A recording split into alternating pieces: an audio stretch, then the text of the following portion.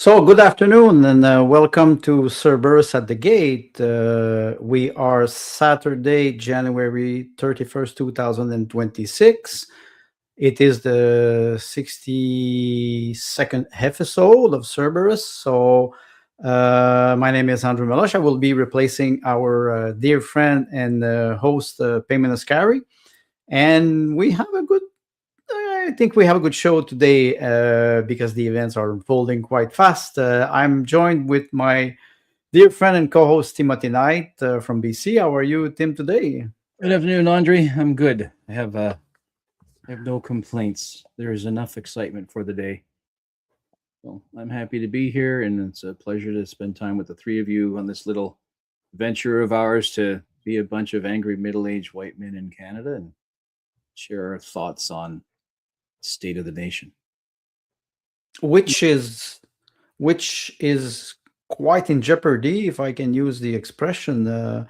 We would like to remind our viewers to share the screen, the stream, to repost if they can, and to comment. We will answer your comments most probably after the 20-25 minute marks, depending on the topics that we will cover. The first topic that we wanted to talk about, I think everybody already commented on that, was the speech of Mark Carney in Davos, where he was referring to the New World Order that shocked a lot of people, first of all. And the second aspect is the fact that if you're not on the menu, if you're not at the table, you're on the menu. So maybe, Tim, you can start by explaining a little bit what was the context of the speech of Mark Carney at Davos. The the only thing worth taking away is the New World Order comment, and then later you watch Mo's response, right, from Saskatchewan. Not all the players in the Canadian table want to be at the table, but neither do they want to be on the menu, right? Neither do they want to be on the menu. So it's when I heard about it, and I didn't watch the speech. When I heard about the events unfolding around it, I was immediately reminded of George Bush Sr.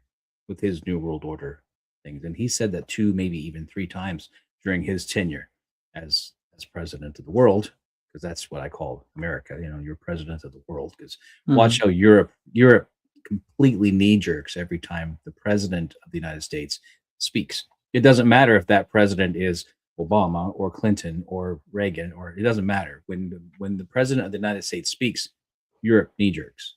It just does, right? So, New World Order. Well, I mean, how it's considering Agenda 2030 is, 3.5 years away. Agenda 2050 will be, what's that? Our grandchildren's, how old will my granddaughter be? Yeah, she'll be like 25, 30 years old at that time, right? So if it's not obvious to the mainstream voters, and by that I mean the red versus blue voters, if it's not obvious to conservative voters and liberal voters that they are no longer being represented, then there's not much more you can do. There's not much more you can do. Unfortunately, the conservatives are the ones who are on the deck of the sinking Titanic, moving around the chairs and playing as if everything is okay, and it is not. What is your feeling? What is your take in the English part of Canada? What was the reaction? I'm not connected to mainstream media, but I do go from time to time to check the comments of people. And people in Quebec, in French, on the Radio Canada website, they were praising the great leadership of Mark Carney. We understand Quebec is a distinct society. What was the reception of this speech? Maybe we can start with the Prime Minister of Provinces, David Eby, Scott Moe, Doug Ford. I think Doug Ford did not really appreciate it. Tim Houston, what did you See, Danielle Smith also, I forgot. Mhm. Well, Ebby is a New Democrat, so that's their aim anyway. And the province of British Columbia being the third largest population and third largest resource, um, in the Canada, Ebby is in the pocket of the Marxists, so that it satisfies him to talk about New World Order. That works just fine for him. Over on the other side, Tim Houston, right? Nova Scotia is probably of the four eastern provinces. Nova Scotia is probably the wealthiest, and with access to the port of Halifax, et cetera, it has the, what do you call it, key strategic interest, right, to Hmm. mainland Canada, because basically it's the entry point into the St. Lawrence Seaway, right? Because everybody who comes out the St. Lawrence comes in past Cape Breton, right, south of Newfoundland and north of Nova Scotia, then down into the United States. So Nova Scotia has a key position. So it's in his best interest to stay aligned with whatever the Liberal government's doing. Danielle Steele will probably stay stone faced until she needs to reveal her hand, and she only reveals her hand when she wants something from Carney. That's it. And I call her Danielle Steele, the cowboy romance novelist from Alberta, who's wooing the conservative traditional cowboy out in the rural areas, but really she's courting, right? She's courting with the city folk because they're the city boy, because that's where the money is as far as she's concerned. So she's playing both sides. She's not trustworthy. Scott Moe, the look says it all. The look says, Yes. right? The look says it all. So if you're sitting there going to read body, you're going to read body language and proxemics and facial tics and all that stuff, then he's like, why am I the first? I didn't get the memo. That's the look, right? I didn't get the memo. Not only did he not get the memo, he doesn't like it. He does, because he knows that's not going to work in a conservative province. He knows it's not going to work. They're all interested in the continuation of their own personal legacy, all of them, and that includes Danielle Steele. When you talk about the access to the ocean, the east part of Canada, Mm-hmm. which is Nova Scotia, Yeah. New Brunswick, and I could say maybe Newfoundland too, because it's another issue with fishery and natural resources that are Yeah. there, and the west part of Canada, which is BC. Yeah. Do you think that all the province like Alberta, Manitoba, Saskatchewan, Manitoba, Ontario, Quebec, do you think they will feel squeezed, You know pressured? how in the States they talk about the flyover states. Nobody really pays attention to them because you're flying from New York to Seattle, or you're Yes, flying you from have the Seattle to center, the Florida, Rust right? Belt. Right, the center of the country, the continent, even though it is the breadbasket, right? Even though It it is is. where It is. the That's food comes from, where many of the resources come from, it is largely forgotten because of the political and financial influence of the port cities, right? Be it a shipping port or an airport. These are the major. In the States, you have four major centers, right? Seattle, New York, right? LA area, and Florida, right? Texas, yes, okay, but slightly, but yes, sure. Let's say five. But anything in the center, that's a flyover state. Canada has the same problem. Manitoba is. How many 8-year-olds in Canada can show you where Manitoba is on the map, right? And Saskatchewan's only claim to fame right now is potash. I mean, it's the second largest yeah, deposit on the entire planet, and it's very poorly exactly. managed That's what because I wanted to refer to. Trudeau went into great effort to neuter it, right? Saying, "Oh, potash it contributes to nitrogen and blah blah," and right, and did all that nonsense. So Scott Moe has problems of his own because he's still dealing with the aftermath of what Trudeau did to the potash industry in Saskatchewan, but that's about all it has. So Manitoba's value was number one, access to James Bay, right? Hudson's Bay, which it never really took advantage of because we don't have the Northwest Passage thing sorted out. Because Yes, if there was up is it Tuktoyaktuk? The north, no, Tlingit Mountains, or I think it is, right? Like northern Quebec, northern Labrador. If they had a proper deep water port up there, did a proper deep water port up there, then Thompson, right, which is a nickel town, right, because the Canadian Shield is the heart of the Canadian Shield is in Manitoba, central and northern Manitoba. They could really have taken advantage of that. But as Carney noted, none of these resources have been taken advantage of, and we are going to do that, and we're going to use our metals to support Ukraine, et cetera, et cetera, et cetera. But Manitoba hasn't done that, and part of it is neutered because it doesn't have access to a deep water port, northern Quebec, northern Labrador. So not really a player. So Manitoba, not really a player. Saskatchewan, not really a player. Alberta, a player for one reason: people. Right? It's yes, the oil matters, but if the people weren't pulling it out, if the people weren't fighting for the industry, right? If the separatists weren't making all hell noise that they could possibly make, and truth be told, if they hadn't put Pierre back into an office in their own province, they would still really not have much of a voice against Carney. So it's accidental good positioning by actually having Pierre Poilievre sitting there. As much as I don't, like what the CPC is up to, that is strategically useful if they use it. BC, incredible resources, one of the largest, two, right? Because we got Prince Rupert Port as well, toward the mid-north, just below the Alaska Panhandle. All of these resources, and we're not effectively using them. We're not effectively using them because transfer payments. We're not effectively using them because, what's it called? The government uses spending. It's called spending power, I think is the word they use, right? So Yes, the federal government usurps or withholds the province's constitutional authority and jurisdiction. And the provinces are satisfied to do that because down here in the regular people, they don't know about it. They don't pay attention to it. So we're just going to leave status quo as it is. And status quo is always bad. Because if your government is not agile, or at least as agile as business, and business is generally quite agile, and like every 3 months we get a new sale, right? And if they're not agile, then they're in trouble. So our trouble is there are enough of the people who choose to not be involved that the shenanigans at the top continue. And the shenanigans at the top are now through all 3 or 4 layers of government. I say 4 because we also have, in Canada, there are a lot of regional boards, right? Like here in BC with the Ministry of Health. So you have the provincial ministry, and then there are 27 regions. And then of those regions, right, each municipality also has its own delivery of services. And the regional boards have an extraordinary amount of power. And they're corrupt as well.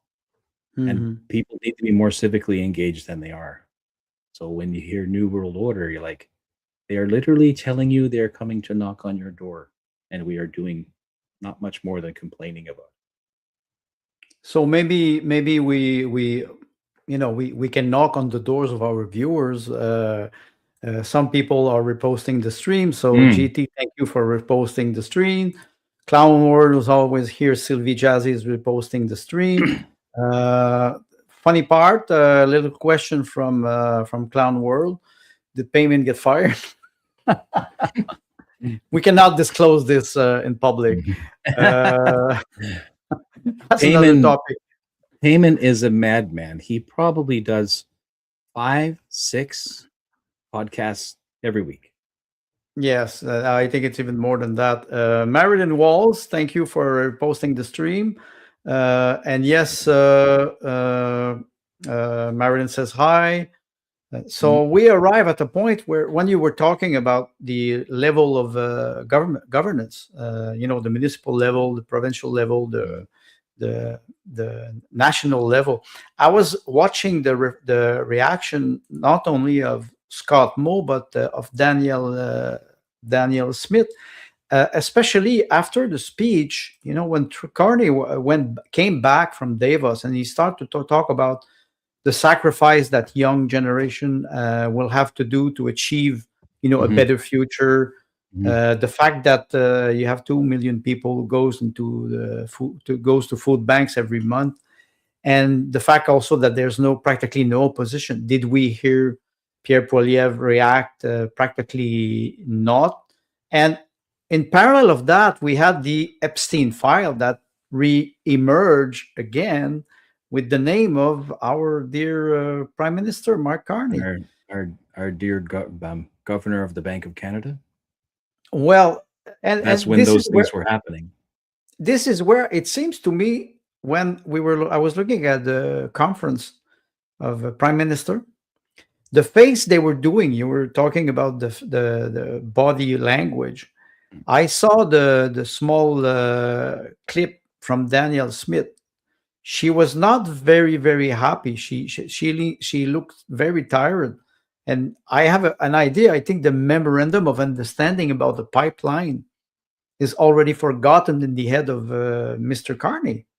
Do you think that the game that he's playing actually, especially with China and especially with this speech, do you think he's liquidating Canada I think for somebody? I think the Liberal Party of Canada is still in campaign mode. Mm. They're not acting. I mean, they're acting as they are the acting government. Well, that's not really true because all of Parliament is the government. So it is a misunderstanding intentionally fed to us by the media that the Liberal Party or the party in power, right, is the government. That's not true. Parliament, the House of Commons, is the government. Right. So otherwise, how does the CPC get to vote in favor of this little GST bump? Because that's what they did.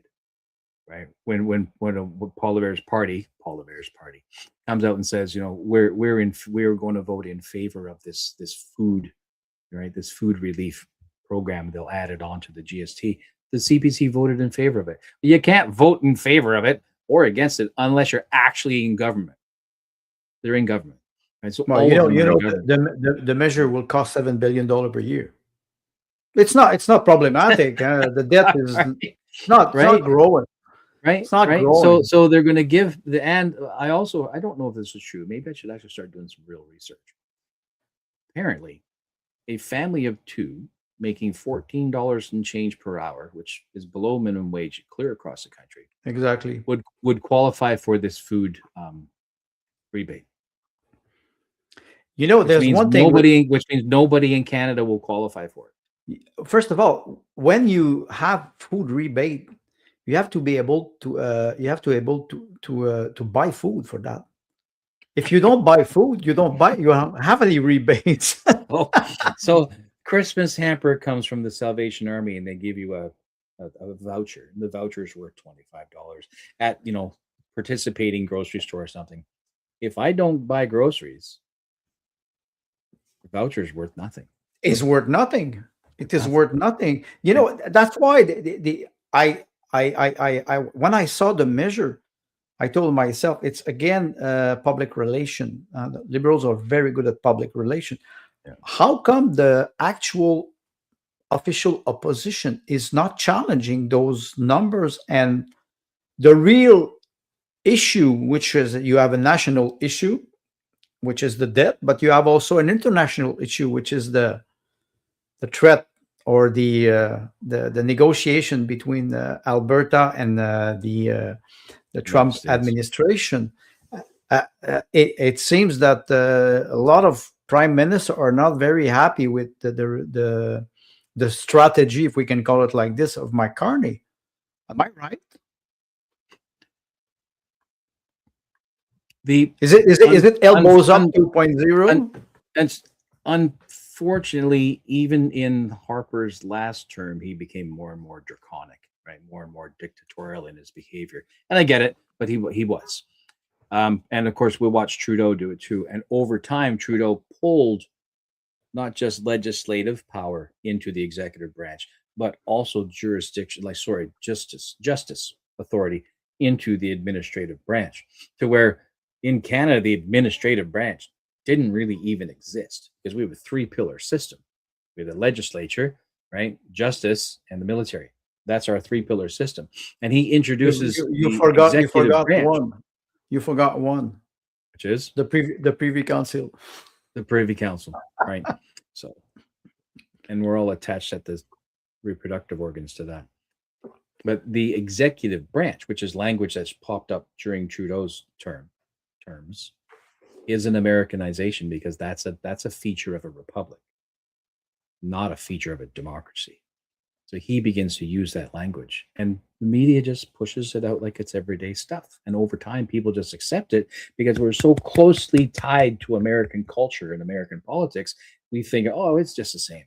It's all the same. And it's not, because America, at least historically, was a republic, and we were a monarchistic, well, what do they call it? Constitutional monarchy. Constitutional monarchy, right? So a parliamentarian type of the Westminster Parliament, et cetera, et cetera, et cetera. Carney now has all of this power, not written in law, because that can't be done, but he has this power. So and the I said this during, oh, what's her name? The NDP premier of Alberta a few years back. Notley, I think was her name. And there was a Rachel Notley. I can't remember her name. So yes. there was a bit of a movement there wanting to recall, to do an electoral recall to get rid of her and stuff. And some people have said, well, how would we go about that? Because I had done some research for that here in BC and stuff. And they said, well, how would we go about that? And I said, this is where you go. They have their own, documents and website for it. But the trouble is, if you try to go to the Conservatives or to the Liberals in order to provide you with that inside support, they are going to decline, because even as opposition, why would I teach you how to do that which you will use against me when I am in power? Right? So even as Trudeau and Carney, etc., Jagmeet, etc., are getting away with these phenomenal atrocities right under the noses of, right, the Conservatives and the Bloc, etc., it's because it'll be the Conservatives' turn soon enough, and they'll have advantage of those tools as well. So do you think Peyman did a show or was talking to somebody about how the judicial system protects itself? It's supposed to be a self-governing or self-policing organization, but now they are actively and publicly protecting crooked judges, and nobody can do anything about it because that's the structure. But the government's been doing this the whole time. I think it was George Bush Sr. who said one day to Jean Chrétien at the time, that was, I think, in 2007 or 2005, a little bit after 9/11. And he told Jean Chrétien, he said, I envy you because you have more power than me. You can stay forever. As for me, I can do only 2 terms, which is 8 years. And what we're seeing now is this absence of opposition. You were talking about the GST. It's a cosmetic measure that has no impact on nothing, because the big investment, quote unquote, or spending of the government are huge, and without any accountability, without any timeline, and without any debate. Are there any debates on those engagement that he's taking, especially after the speech he did in Davos? The New World Order, what does that mean? In his mind, as a banker, what does that mean in his mind? Okay, let's frame it. Let's frame it in banking language, not merely in an Earth planning project, right? Because that does exist. UN actually has a Earth planning project program. So let's frame New World Order in banking terms. Then we're looking at, it would be the Bank of London, right, which is effectively manages Europe and Canada, and the Federal Reserve is tied into that as well. China fights against it because Russia has no choice, because nobody will do business with Russia. Frame New World Order in that, then that means there's no way around central bank digital currency. They will do what they want. Look what happened with silver yesterday and the day before, where it dropped 35%. And I believe, tell me if I'm wrong, but that the primary reason why the banks did that is because they're intentionally shorting silver. Right. And by doing so, they're balancing or improving the state of physical currency used to make sure that they have their reserves, right, per bank, right? That's a CDIC type of thing where they have to have a certain amount of cash available. So what do? You intentionally short your asset and its physical money value, and that inflates the value of what's in your reserve. Yes, but Canada has no gold, first of all, so it's, they cannot play on many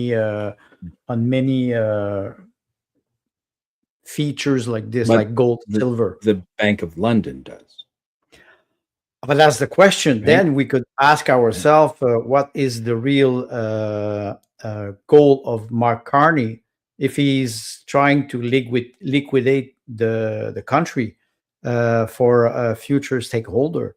We have to know where we're heading. Maybe we go to some of the question. I saw some quite interesting question, if you permit me, Tim. Mm. JT is saying libs and cons gave up independence for the convenience of a totalitarian rule by daddy government, New World Order. What do you think of this?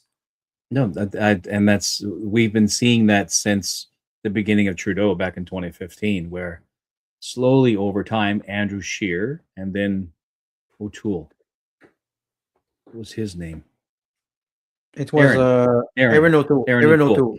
right? So slowly over time, they put up less and less and less resistance, right? And Paul Revere initially came out in a storm, but realistically, he was ripping off on actual conservative policy in order to recover his base, which had bled off a little bit after 2021 election.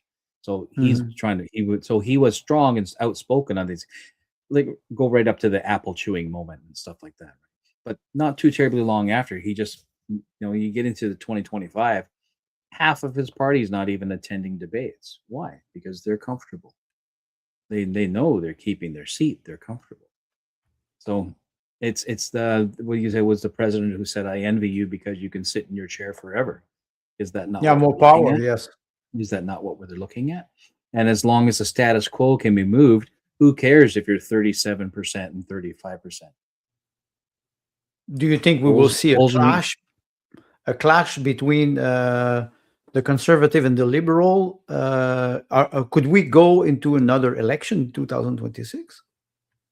why? What would be the purpose of another election? If they're Well, all in to it under together, if maybe they're to all in it undermine together, the Alberta separatist movement, or to derail it. I it, does that really, pardon me, does that really matter? Because they're still going to take their 20 billion from Alberta no matter what.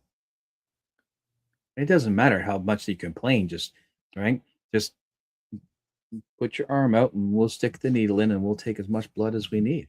There's no stopping it because Danielle Steele, right, the cowboy romance novelist, continues right continues to keep the tap open. She hasn't turned off the tap. They still remit funds. Why are you remitting funds? There's something in it for you, right? And nobody seems to be approaching that question. So Mhm. status quo remains status quo, and everything that we're watching at ground level is bread and circuses. So we need popcorn.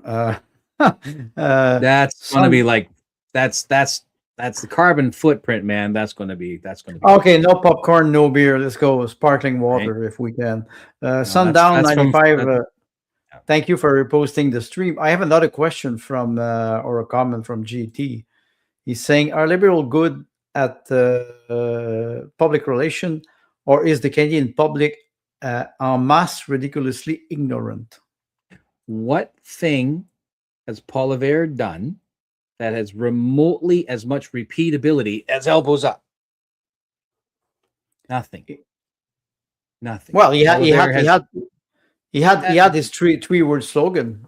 All right. So the 3-word slogans lasted until the day after the federal election, right? Meanwhile, we're still getting traction out of elbows up. So yeah, I think the liberals are good at what they're doing.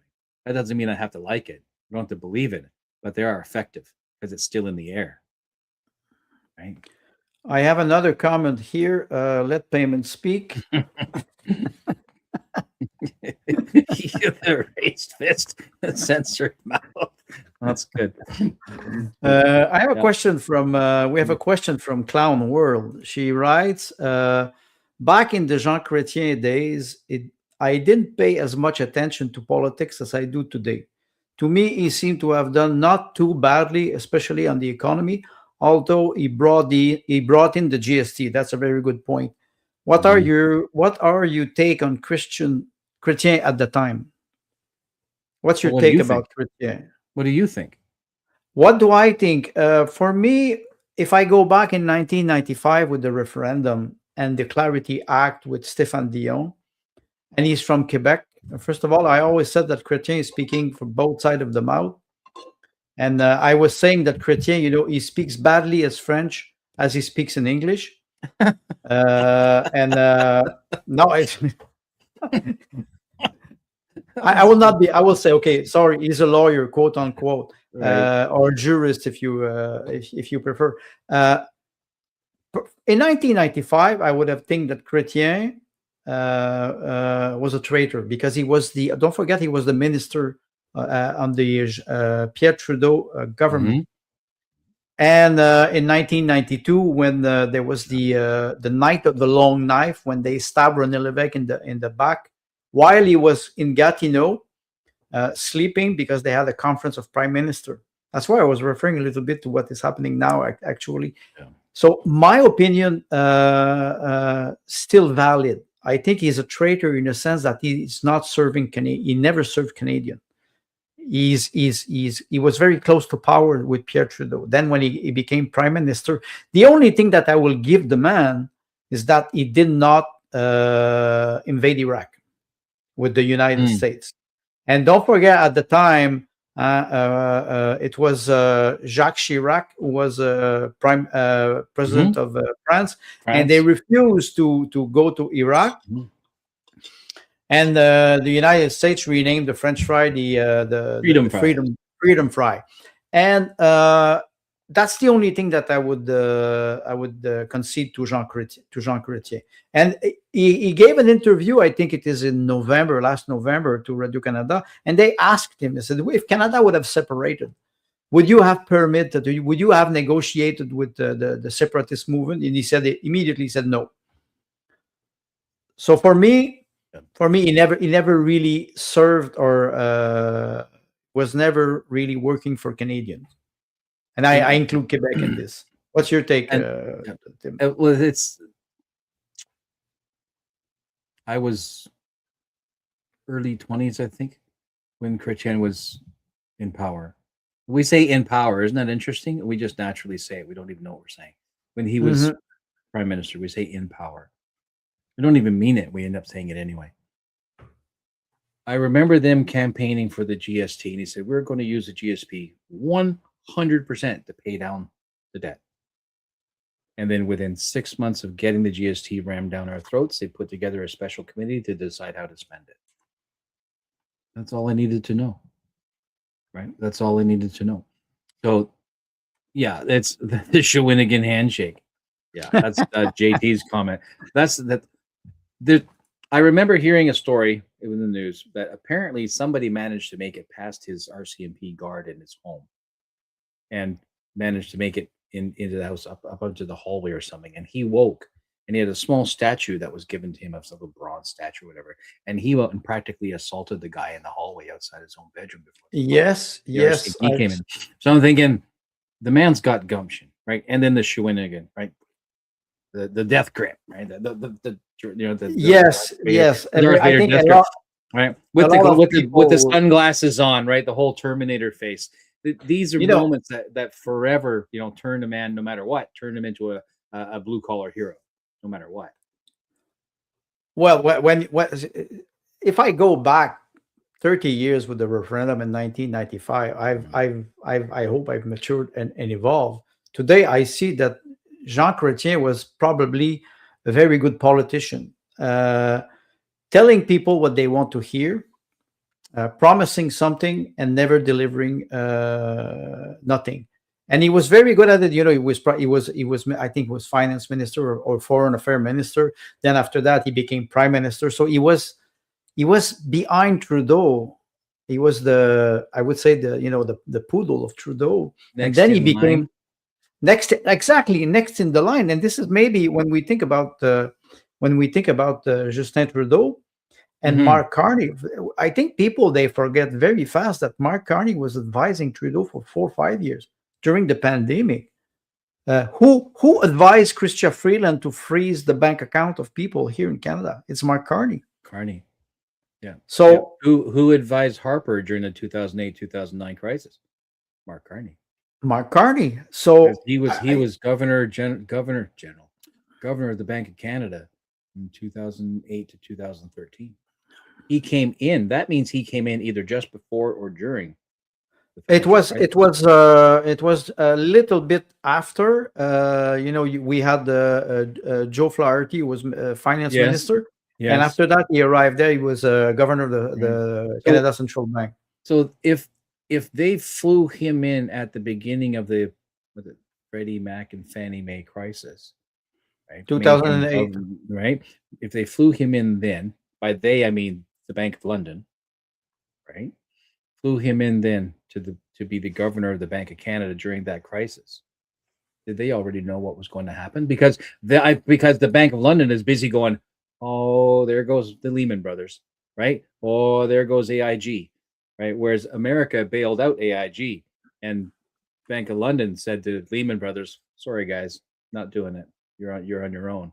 And Lehman, which was like the oldest bank on the planet at that time, right? Continuous operations, Mhm. went under, and Carney's floating in just under the radar, helping Harper to maintain fiscal responsibility to keep Canada was actually top performer in the G7 or actually G7, the G7, the G7 or G7. G8 at that time, right? Don't push your luck. Don't push your luck. Not all of them, but some of them. But Canada was a top performer, and we rode out that crisis. So Harper knows what he's doing. And if it's not that he knows what he's doing, there are definitely competent people above him who can see bigger things than most politicians can. So he's been in the mix for a long, long time. So he has earned, right? They say the people like to complain, selected, not elected, but he earned it. Yes. And I don't mean to say that I approve of him. I'm just saying he earned it. Stay in line. There's another comment from GT. I know it was dirty. That's why I sell flat. Yeah. Yeah. And there's a comment from Clown World, Sylvie. Chrétien was minister of everything. Do you think Carney is the prime minister of everything, like a the same as Trudeau? The same as Trudeau. Because it seems to me that the prime minister of provinces, or even Trump, I think he had a phone conversation with Trump, and after that he changed his narrative. How do we perceive this? Well, isn't switching the is it narrative strategy? Yeah, I was going to say it's a negotiating tactic. It's a negotiating tactic, right? Yeah, it's a negotiating tactic. Bring up Unacceptable's comment. Unacceptable's comment, yes, about Sounds like René you Lévesque. all believe. Y'all see, and I was a kid with René Lévesque, but you couldn't turn on CBC and go, "That guy's worth watching," because he was always angry. Well, René Lévesque, René Lévesque was a war correspondent in I think it was in the Korea War. And when he came back, I've learned that recently, he was co-opted. He was selected to become journalist in Radio Canada. And he had a TV show every week. The title was Point de Mire, like it's a target. And he was explaining international politics. So he became very popular around the 1959, 1960.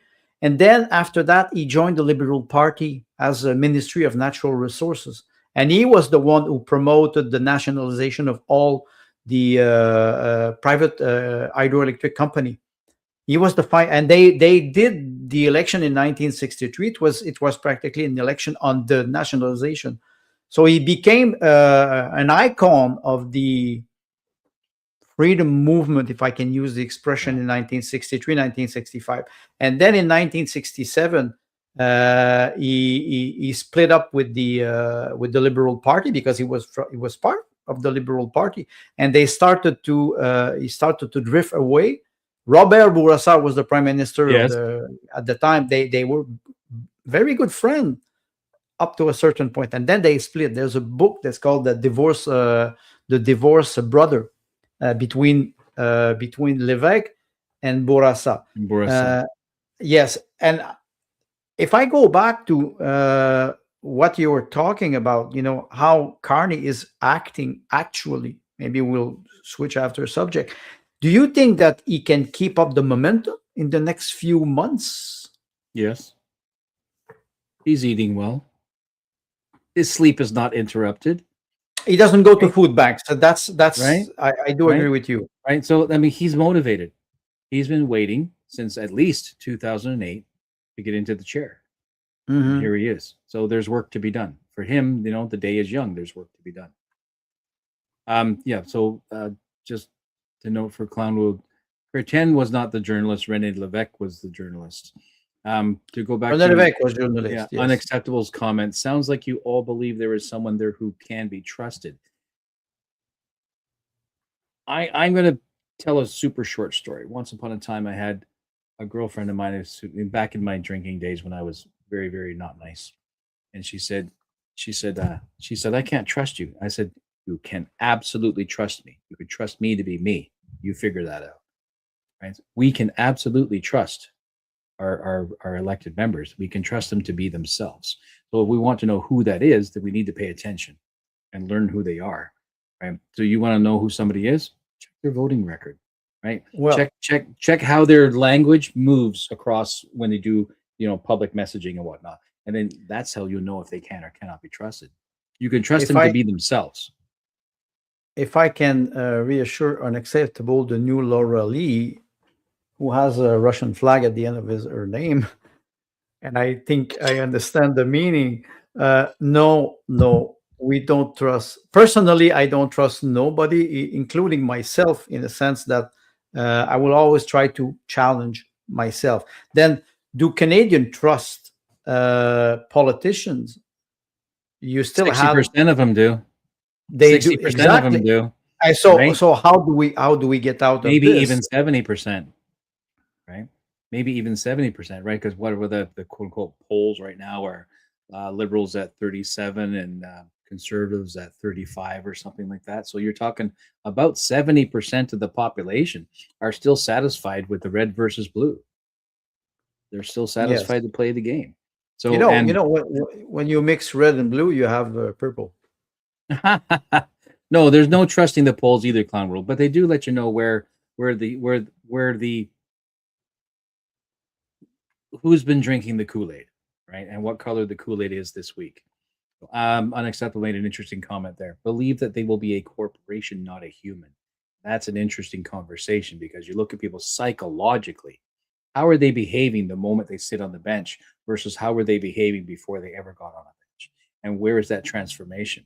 Do they go from being human and therefore somewhat relatable, maybe even believable, and then they step into the corporation that is the party or the corporation that is the legislature or the mayoralty, right, et cetera, or the actual federal government? That's incorporated. Then what happens, right? Are you no longer talking to a human, but you're talking to a rubber stamping arm of the corporation? How do Canadians protect ourselves from that? Can we say that Carney would be AI, an AI production? It's funny. I'm working with AI for some project development and stuff, and I'll tell you flat out, as much as AI, the possibility of it is absolutely astonishing. We are in no danger of AI taking over all of these jobs they keep making noise about, because AI is effectively the 3-month-old puppy who keeps chasing every toy that falls down the stairs. It is absolutely untamable tool. So we are quite a long ways away from getting that thing really into a manageable state. However, I know how it's going to behave, right? So I can adapt, my behavior toward making it do the job I need it to do. It's like having a hammer, one of those rubber hammers. You'll get stuff done, but it'll take 17 times more energy, right? that type of thing.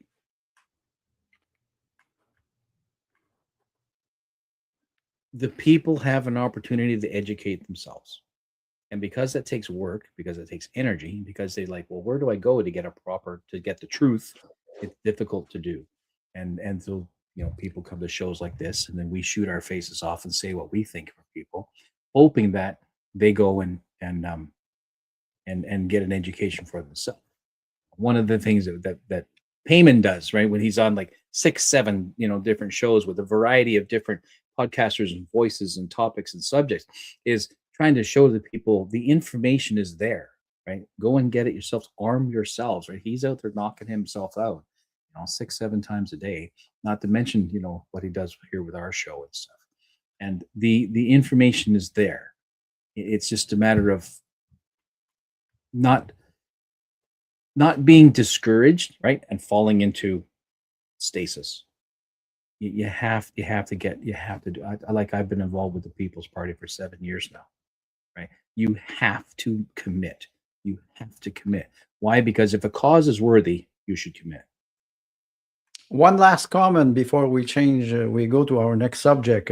What do you think of this? Carney is at the table. Well, when he's the one giving out the food stamps, he's at the table. Well, okay, but who's on the menu? You, me? Yeah. Canadians? Yeah. White meat. White meat. Oh, that's. Please share and subscribe and repost the stream so we will not be censored. So we can eat some white meat. Yeah. Yes. Maybe there's something. Maybe we can talk about two other aspects. We've passed the 45-minute mark. We were mentioning earlier the Prime Minister conference and the reaction of the Prime Minister. I think many people were not very pleased with the meeting, because they want to show unity in facing the Trump administration. What do you think? How do you think they will act provincially? I think about Danielle Smith, or I think about Scott Moe. David Abey, I think you answered very well. We'll just follow the waves and the tide, and he will not even care because he doesn't have any spine. But the Alberta movement, separatist movement, or sovereignist movement is gaining momentum. How do you think she will react? Will she be the leader that many Albertans are expecting? Depends on what you're expecting. Well, to lead the province, Danielle Smith is not going to save Albertans from Ottawa's overreach and abuse. She's not. She'll, like you said, with Chrétien, able to make the right words and the right statements and the right gestures at the right time to the right people to make these quasi promises that never need to be fulfilled. And she's doing it. She's been doing it since she got in the chair. I will not forget her early campaign with the UCP, I guess it was when she became leader. Yes. I will release the Coutts 4. She said it. She did not. Of course not. Of course not. But that's why, that's why I'm asking you, who will break the unity? We saw Doug Ford. We forgot to talk about our dear friend. Doug Ford will break the unity because he's going to be angry that EV cars are going to put, like Chinese EV cars are going to put his car manufacturers out of business. And how many workers of GM were laid off? I think it was 700. And they will relocalize the production in Indiana. I think they're hiring 300 people in Indiana right now. Insane. I think Doug Ford was not very happy about this, but he's a conservative. Is he? No, he's not.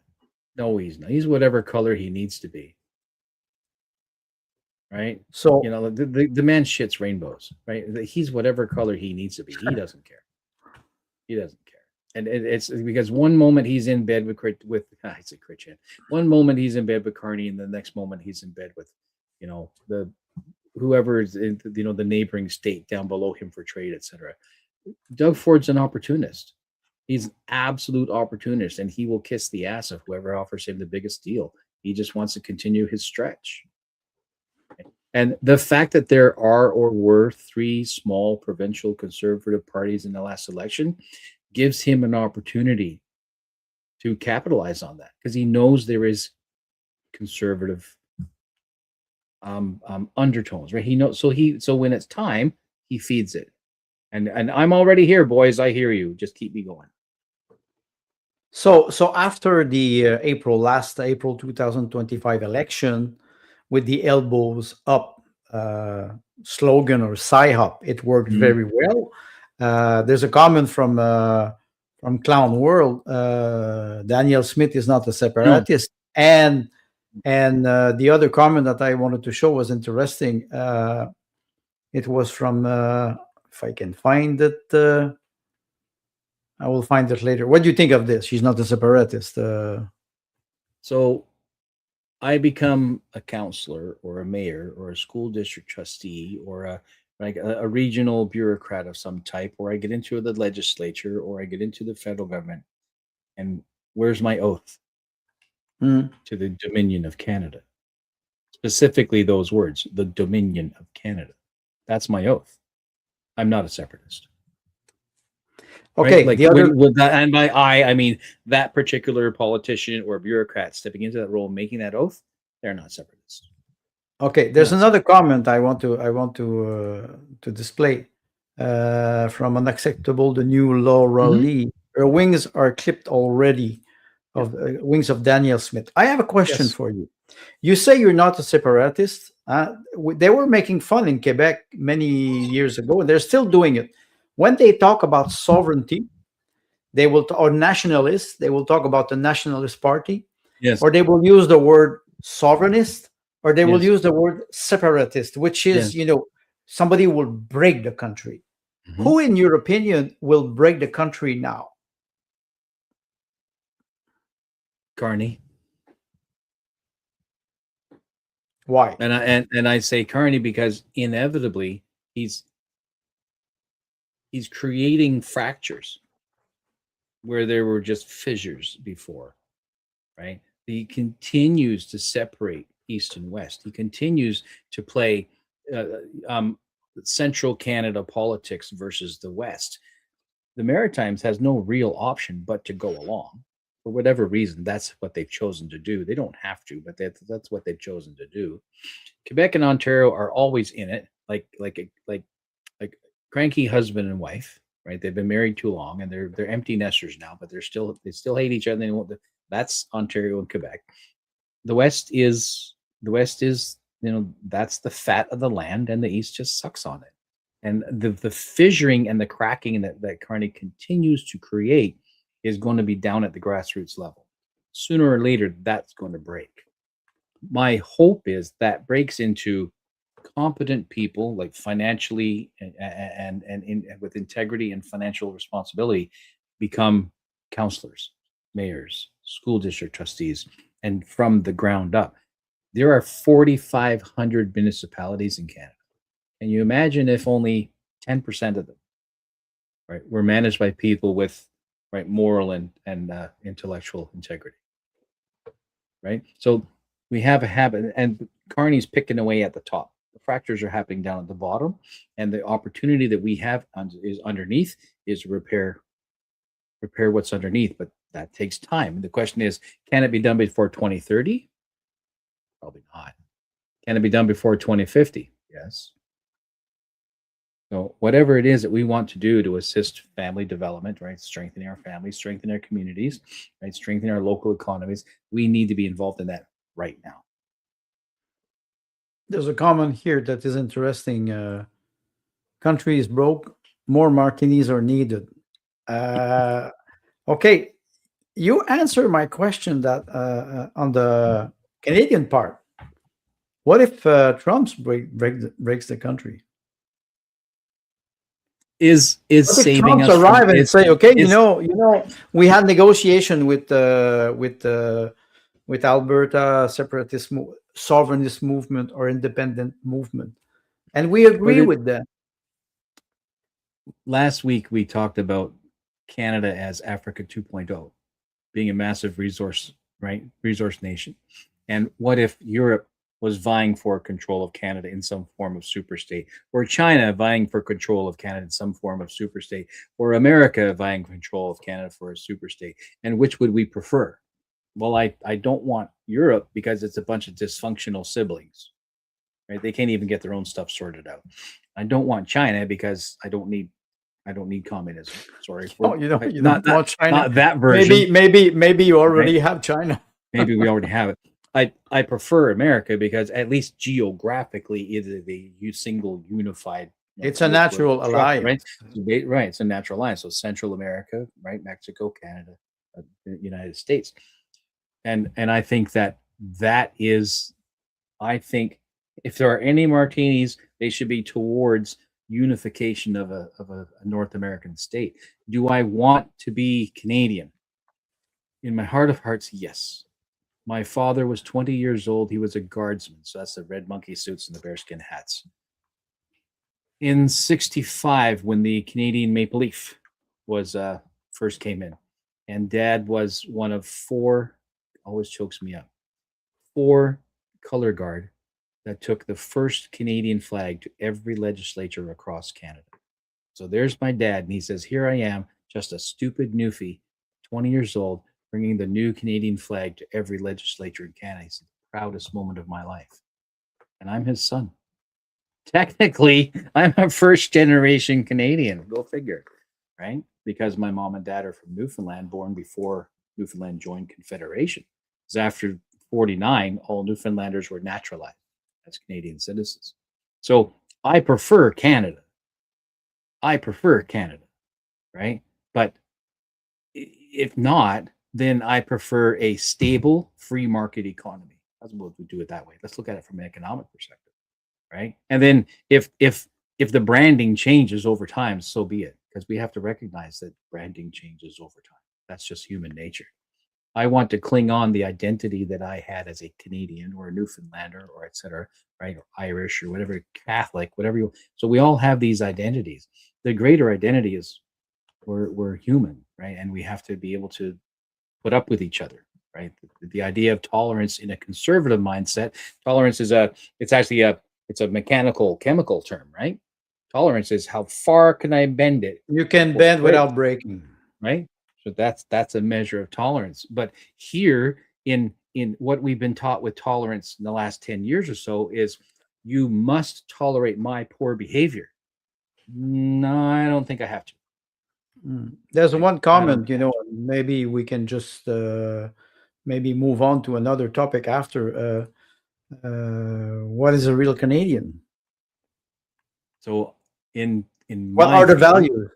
In my view, and I'm only speaking as right a Newfoundlander of Irish Catholic upbringing, so with all of that culture, and then planted over into Western Canada, in the 80s. So all of that 70s, 80s, whatever Canada was in that time, that's pretty much what I am. Right. And that changes over time because my children, they're all born here. So ask them what it means to be Canadian. They'll tell you maybe something different. We have to be adaptable, but I think the core is a traditional family Eurocentric structure. That's the core of Canada. And you think it's a good definition. And I was listening to what you're saying. The religious part. The Catholic and the Protestant, and how. But it is a Christian nation. Mm-hmm. Somebody will arrive. Christian philosophy, the foundations of our justice system, the foundations of equality and equal opportunity, right? Those are Christian. But the country. Well, I was not necessarily referring to this. I was referring to the fact that we have a structure that, in appearance, it seems united. But was it ever united? Especially when you think about Newfoundland, who arrived late in the Confederation, and then the idea of Quebec and what you're always referring, the new money, the Western province that represents the new money versus the old money.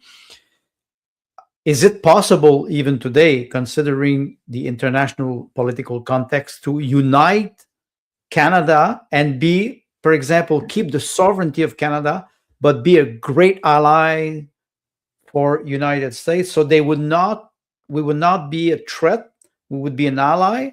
Is it possible? Or because if it is not, maybe we will keep our history, but will we keep our political power?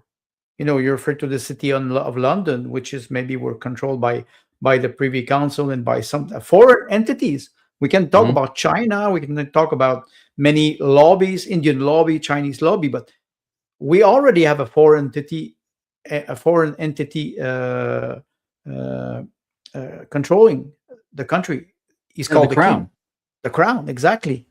How do we emerge from this? I think we're seeing what is happening now, and we don't have yet a plan to evolve into something else. How do we? What's the new future? Let's say the next 6 months to 12 months. So I think Trudeau Sr. created the Canada you and I remember from our childhood, and Trudeau Jr. is dismantling it. So now Carney comes in. Remember, we always talk about the revolutionary and the counter-revolutionary? Counter-revolutionary. I was thinking about this. Yes, go ahead. So I think that Trudeau Sr. is the revolutionary that undoes everything that Canada was up until Diefenbaker. Right? And then Trudeau Jr. comes in. Well, then there were Mulroney counter-revolutionary, right? So you can get the little revolutions, little blue and red not revolution, but revolutions, like a wheel turning around. Yes, it's a wheel. It's a wheel. Little blue red revolutions, right? Now it's liberal, now it's conservative, etc. All the way up until you get to Trudeau, and that's an entire generation. Actually, it's 40, 45 years. And so now here's Carney. Carney comes in as so Trudeau comes in as the revolutionary. It's 2015, don't you know? That's why half of my cabinet are female. It's 2015. No other good reason. He never said that they're all actually highly qualified. They're all really good at what they do. They're all right. He didn't say that. He said because it's 2015. So he does this equal nonsense and fills half the cabinet with women, and then completely disrespects every single one of them by not crediting them for any of the credentials that any single one of them justified them being there. It said, "Oh, because it's 2015," and nobody realizes that they've been insulted. So he does this revolutionary thing. And now you move forward where there somebody gets concerned that the Blues might actually turn into the counter. I was one of them. I thought that it was Blues' turn. I thought that Pierre would win this previous election. That's kind of what I expected to see. But lo and behold, Pierre flubs the ball, right? He fumbles and drops the ball. And so they pick Carney. So Carney becomes the counter-revolutionary, even within their own party. It's beautiful. Yeah, like strategically, a stroke of genius. The Liberal Party says you create the problems and you propose a solution. I was thinking about the restoration. That's Stalin 101. 1814 with the restoration after the defeat of Napoleon, when they reinstated Louis XVIII and they reinstated the monarchy in France. But on the contrary, here, what is interesting and fascinating is exactly what you're saying. The revolutionary becomes counter-revolutionary, and then they control all the narrative. Yes. So yes. what would be the strategy of the Conservative Party now that they have re-established their confidence in Pierre Poilievre? 87% of the members voted for the confidence vote, even if that included non-Canadian citizen voters, which is, and it did. So what's the message that is sent to Canadian from I would say a political perspective? Because he was reelected, so now he will be the leader. Even if he lost his seat, he lost 20 points in the last 6 months before the election. He lost his seat, and now he is he's sticking like what? He's sticking like glue. Well, now we used to call What's his Trudeau strategy? What will be the Didn't- strategy of the Conservative Party? Didn't we call Justin the Teflon man? Nothing stuck to him. Well, now Pierre's Is the it Teflon. is it a characteristic of all politicians? But in some ways, I think about it I suppose Shakespearean theater would be the right, more modern blend to say that in all of Shakespeare's plays, you have certain central roles. He changes the name of the character, he changes the setting, he can even change a theme, but there are always individuals in that play who play a particular role. There's always a jester, right? There's always a depressive, there's always a manic, there's always the right. So these individuals, which goes back to it goes back to the Olympians, right? So you always have these gods who represent this. So now we're all going straight back to how does real life actually mimic human mythology? How to actually like character arcs? What are archetypes? It's archetypes, right? So we no longer have Trudeau, the Teflon man archetype, but we need a Trudeau Teflon man archetype. The Teflon man archetype. Well, it's Pierre. Steps into the role. He may not even know it. I think a lot of this is just straight up human behavior. He's not aware. He's not aware of it. He might not even be aware. Someone up there is aware. I mean, here we are sitting thinking that we can do something. You were referring to mythology, and no, I will not quote Robert Grave because I'm forbidden to do it since last week. There's a comment. From GT. What could be expected? Being the best you can be and promoting that every other Canadian around you do the same. This is also what Trump makes it seems he would like for his allies. You always, Tim, mention influence people around you, grassroots movement, engage locally. Yeah. What is your take about what would be a good advice for Canadian? Well, especially now. We continue on the show, used to end on the show regularly saying, you focus on your family. You strengthen what you can in your family. You help, and I don't want to use the word resilience because the woke have taken that word away from us. To them, resilience means resistance. It's not the same thing. But you find a way to strengthen your family and to make that broken unit, because there's a lot of brokenness in our families, to make that whole again. If the enemy, perceived and otherwise, are busy breaking up our families, that's where we need to focus. So it becomes, in the 80s, I've said this 1,000 times. In the 80s, there was this shampoo commercial, and so the idea is, the idea of evangelism. Which brand? Which brand? You don't remember? But it goes back when TV was experimenting with new technology, computer technology and stuff. So it says, and she told two people, and she told two people, and she told two people. Yes, I do remember. And the camera pulls back, and they see more and more faces, and more and more faces, and more and more as it multiplies and magnifies.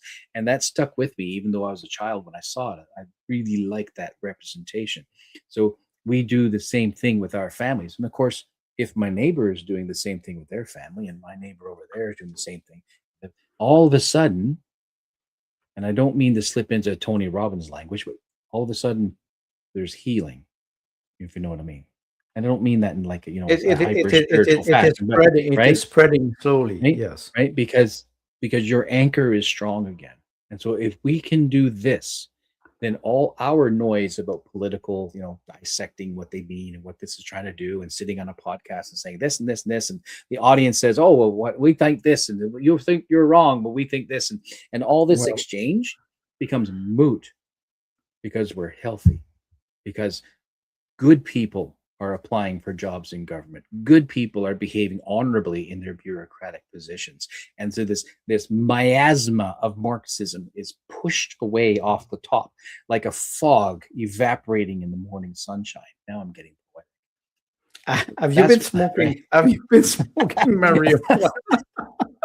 No, because Right. you say, "Well, It's supposed to smoke the sage, not we smoke the we sage. we have an anchor." But I'm sorry, I do agree with you. I do agree with what you said. But we have an anchor. The Titanic also has an anchor. The It's still Titanic in the has an anchor. bottom of it's still in the Yeah, bottom of the ocean. yeah, There's yeah. The something the Clown Word. She's very active today. Thank you, Clown Word. It's very nice to hear from you. She said that confidence vote is a complete joke. it is. Can we compare this to the famous non-confidence vote that we always see in the parliament at this that it always defeated? It's like the bloc allies with the NDP or with the liberal, the conservative with the bloc, and they play this game, and the government always hold to the power, even if it is minority government since 2021. Yeah. Wow, I'm impressed. You don't need a majority to govern anymore. No, and the truth of the matter is, in a multi-party democratic system, we are not supposed to have rule, or like it's everybody sitting in those benches. Right now, 343. Everyone sitting in those benches comprises the government. Right? Comprises the government. The opposition party is called the opposition party, not so that it's always the contrarian. That's not the purpose. The purpose is to find the holes, right? To expose the bias of the party of the majority, to make sure that legislation and planning and programming actually fulfills the mandate of the people who put them there. Right, regardless of whether I voted for the Liberals, now they're the majority of Parliament. My MP, right, which is here in Chilliwack, my MP, he's a conservative. He has a responsibility to represent me, not represent his party's mandate, because the party mandate should be that which is given to it by its members. Yes, Right, I do via agree with a you, robust Jim. member ratified constitution, and they respect that. But that's not how real life works, because money talks and bullshit walks. Well, money, and like GT mentioned, when you control the narrative, you decide what sticks. If anything, it is the media. When we can just go back to the speech of Carney in Davos. Everybody was praising Carney as the new great leader of the new world order. And I'm pretty sure I would like to. Maybe I will do an exception, and I will go check some mainstream media tomorrow, even if I will have to take some painkiller after. How the Somebody mentioned CDC, martinis, so you could load up on maybe Martin could be good. I will be curious to see how the mainstream media will treat the confidence vote for Polyev. How they will treat him, because they praised Carney, and they always try to undermine the power or the I would say the leadership of Pierre Poilievre. I'm not a fan of Poilievre, but he won with 87.4% the vote. Yeah. So it shows that the vast majority of people, and it's a national convention, there's a lot of people that are there. So they still believe that he can reverse the tide. Uh, how how will he do it? What will be the strategy? This is another issue. Will he? He's in Alberta now. He was elected in a seat in Alberta. Wow. Maybe he should have thought about it before, because with the actual sovereignist movement, he will be stuck between two positions. No, he just has to. Speak to Alberta about they. Why is Alberta having separatist sentiment? So he speaks to the pain point like a good salesman. He speaks to the pain point. Says, "I hear your pain. We are listening to you." That Carney fella, he's not paying attention. And your MP, sorry, your premier, she's hobbled because she's in this difficult situation. She's doing her best. Now he makes friends. See, he makes friends out of the UCP. Right? I know your pain. We will do everything we can to respect your sovereignty. He'll use the right words. Your sovereign resources, your jurisdiction, because now he's quoting Constitution, and the separatists will go. Finally, somebody's listened, and they'll vote for Well, him. He will dismantle Alberta's sovereignty. If he's paying attention well, to this show at all, that'll be $50,000. I saw on X there was a post, and I don't know if Payment had an interview or if he will have an interview with this young gentleman from Alberta, and he paid to attend the conservative convention. And immediately when he arrived, he asked to have his badge, and they said, "You're not allowed to go in." And he was categorized as a separatist. While he posted many posted on X today saying that I'm not advocating for separatism of Alberta. I wanted to go as a conservative to go to the convention, and they forbid me to go inside. Uh, is it the new way of doing politics today? You exclude people who do not think like you, and we see this many times on X or on any other alternative media or social media. Every time you criticize somebody, and I used to criticize a lot the Conservative Party, not because I'm not a conservative. I use the satire, I use sarcasm, but I will never undermine the idea of the conservative ideas. But I think some people, they don't have a lot of sense of humor. How can they manage this type of uh, communication strategy? The people have a short memory. How do we change? How do we help them have a better sense of duty or information? The grassroots, quote unquote, cannot be emotional exposition only.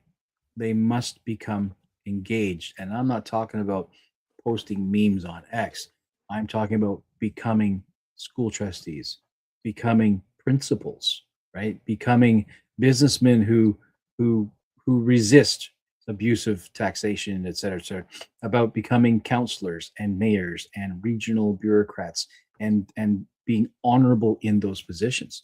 The only way to fight back is to turn over the soil underneath the existing rot, right? So that as new people come in, right, as the quality people who are mayors and counselors and regional, they will move into provincial positions, and then they will move into, right, and this takes a generation, because it took two generations for Marxism to do, and they told us they were going to do it, right? The Yes, they Communist told us. Manifesto, right? The Communist Manifesto is 80 years old, older. They told us they were going to do it, and then they went and did it. Now it's on us to not look for the miracle cure, the one person who will save us, because that's the lie.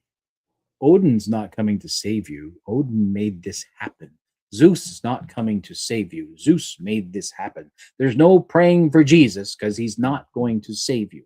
You must fix your family. You must fix your local government. You must fix your schools. And protesting and carrying placards, it has its place, but that is a supposedly a clarion call to action. And that's the opportunity. And I don't say it in a bad way, because it can be done. I call it an opportunity, but it takes dedication, it takes commitment. And a lot of people who want to do it aren't trained for it, or aren't ready for it, or can't make that sacrifice, etc. Then find the ones who can and support them. If I can display one comment from Unacceptable, the New Laura Lee, the New World Order encourages our one perspective only, the winning perspective. Remember a little bit earlier, I was talking about who's at the table and who's on the menu. A lot of Canadians today, they are very concerned, not only for themselves but for their children, and the fact that the economy is not in a depression mode, not in a recession mode. I think it's even more deep than that. They are stuck, enslaved by a system that does not listen anymore. It's like you have the train conductor had a heart attack.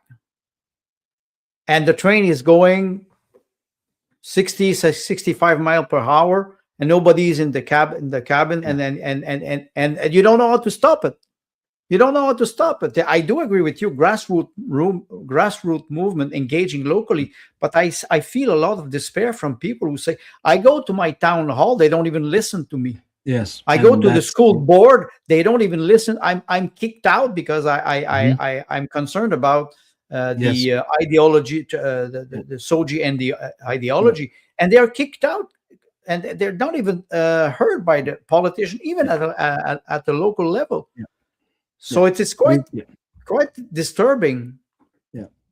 Yeah. Towns in Canada, municipalities, and like in BC now 2026 is a general election year. So there will be elections in October this year for school boards, councillors, mayors. So that would be province wide. And this happens in every province. If you figure out that of the 4,500 registered municipalities in Canada, let's say the average is around 50,000, 70,000 people, average 50,000 people. And only 7 or 8,000 actually vote. What do you do with it? it? You can make a big difference if you can reach those people. So show up, right?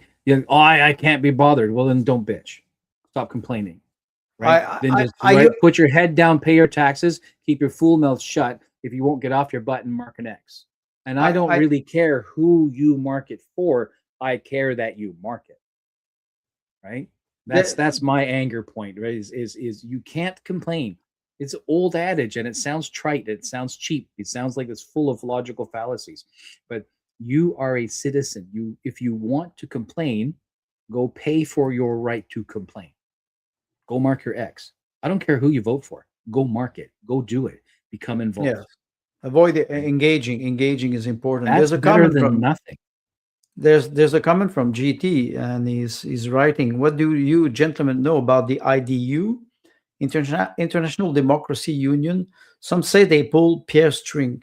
Personally, I don't know this organization or association, but I would say I do not really trust international institution anymore. So maybe it is true. Maybe GT, you can give us some more detail, because honestly, I don't know this organization. What about you? Yeah, Tim? I haven't heard of this organization. It doesn't surprise me that there are shadowy groups and peoples and families, and we've talked about this. And most of you who are watching or ever watched before realize that there are unelected agents and agencies pulling strings, and they use money and influence and power that you and I are never going to be able to. Exactly. But what we have that they don't is numbers. That's why they don't want us to unite. So as long as I keep you all divided, right? As long as it's rich whites versus poor whites, as long as it's middle class versus upper class, as long as it's brown versus red versus yellow versus purple versus magenta versus periwinkle and Martians, as long as they can keep our little you forgot rainbow. You forgot rainbow. And the rainbow. Yes, right. And the rainbow, because must include them. They're inclusive. You must do something, and showing up will force their hand. Right? I understand freedom saying voting is a waste of time, and I can even appreciate the all-comers. But the fact is, we must do something, and protesting is not enough. So you pick your man or you pick your woman. You're going to say, we're going to make sure you get on city council. One person. That way you don't have three and you're splitting vote splitting problem. That's hilarious that I said that. Can we use all of you who are in favor, that thousands and thousands of votes, push that person in. The machine can't stop you. Can we use the analogy of the vacuum cleaner salesmen who ring at the door, and as soon as you open, he put his foot on the door. You cannot throw him out. Kick the door open. Right? Kick the door open. I mean, yes, I am full. And if you're not in favor of actually participating in the electoral process, and that's okay, because you're a citizen, that's okay, right? But if you're not in favor, then pick up some Martin Luther King literature and and I can't say much more than that, because it's basically, fomenting citizen disobedience and civic disobedience and whatnot. So, and take some ideas, right? So if you need to organize a sit-in and say, every Thursday we're going to sit in town hall out in the main lobby outside the secretary's office, and 15 of us are just going to sit there and eat up all the seats, right? And just sit there until someone says, what's going on? Then if that's the method you need to do, then go do it. We should be creative. We should be creative and be prepared to think outside the box. And the moment that the enemy, being, the security forces of whoever we're protesting against, the moment they show up, are also popping up over in another place. Something a little more in line with guerrilla tactics is that you're prepared to move quick.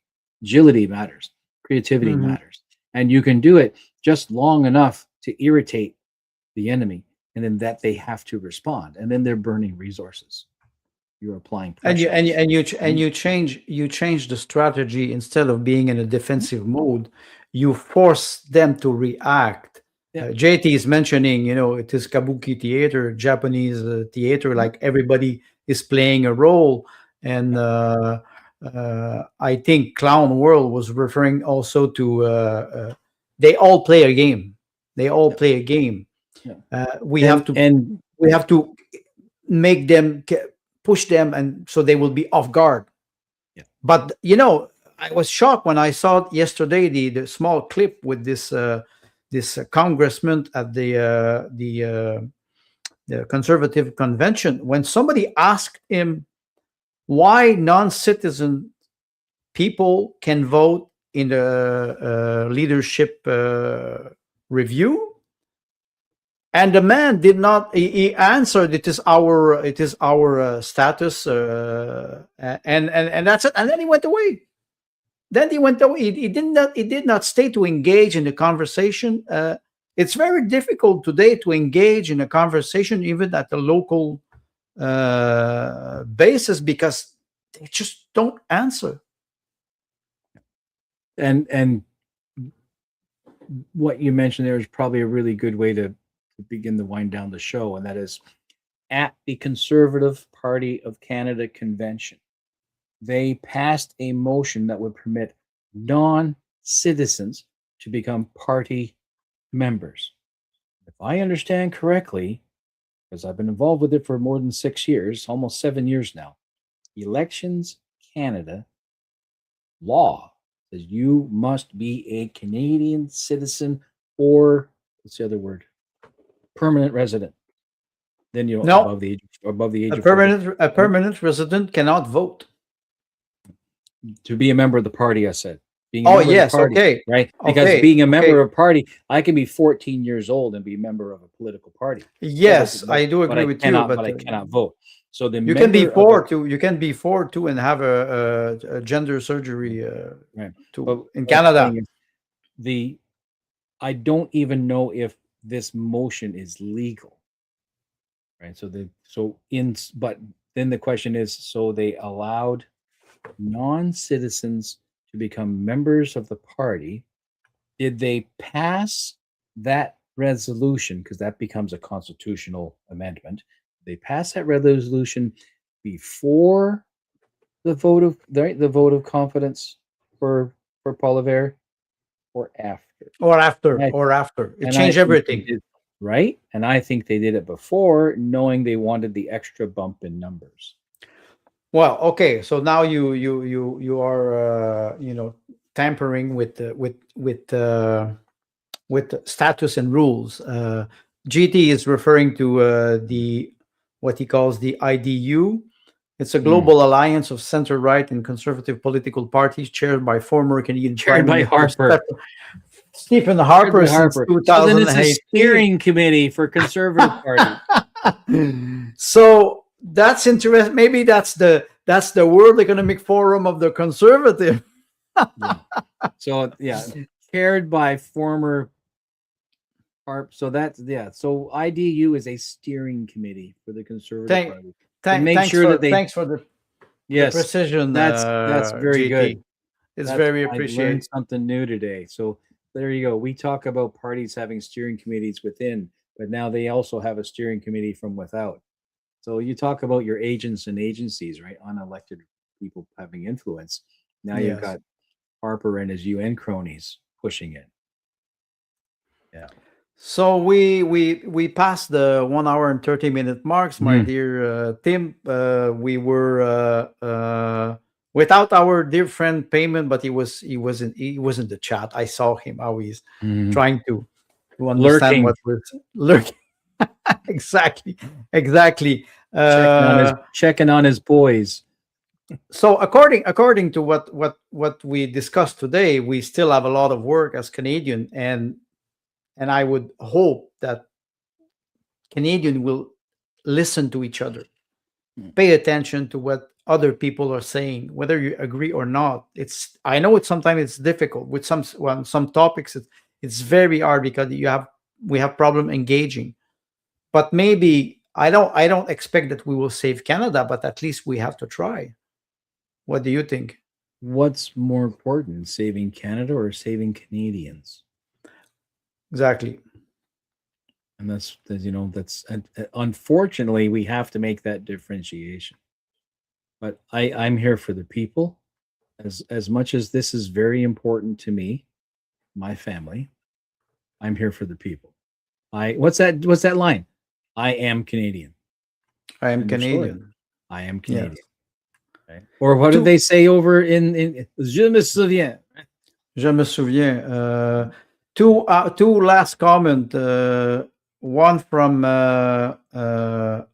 unacceptable. Mm. The new Laura Lee. Harper is the first American Canadian, which could be. We were mentioning an alliance. And the other comment, which I like a lot, it's an advice from Clown World. Go for 2 hours, since if you need to compensate for No, we hungover. can't go for 2 hours because my bladder is pushing. Mine too, and I think we have talked enough, but I hope that we will be able to at least to engage people, inspire them. And you have a final word, my dear colleague? I miss you, Peyman. Don't burn yourself out before you're 50. Very, very fascinating. So thanks a lot to all our viewers. Comments were great. We had a lot of pleasure exchanging with you. We learned a lot about many aspects of. We went with Chrétien and now the IDU, which I didn't know about. And so until next week, I wish you a good weekend, Tim. Let's end it up on a positive note. Bonsoir. Merci beaucoup. So until then, we will. Arrivederci. Oh, okay. Okay. До свидания. I will add the Russian. До свидания. So until next week, most probably Payment will be back with us. We wish you a good night. Thanks again. Thank you.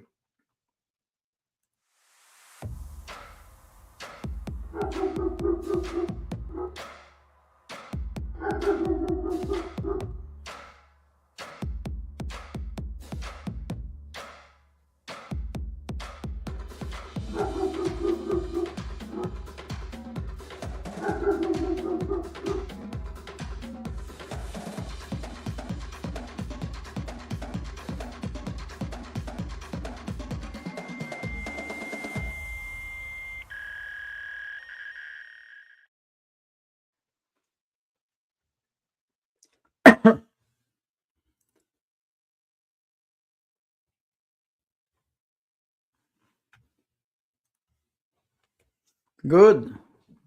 Payment, you're there? No?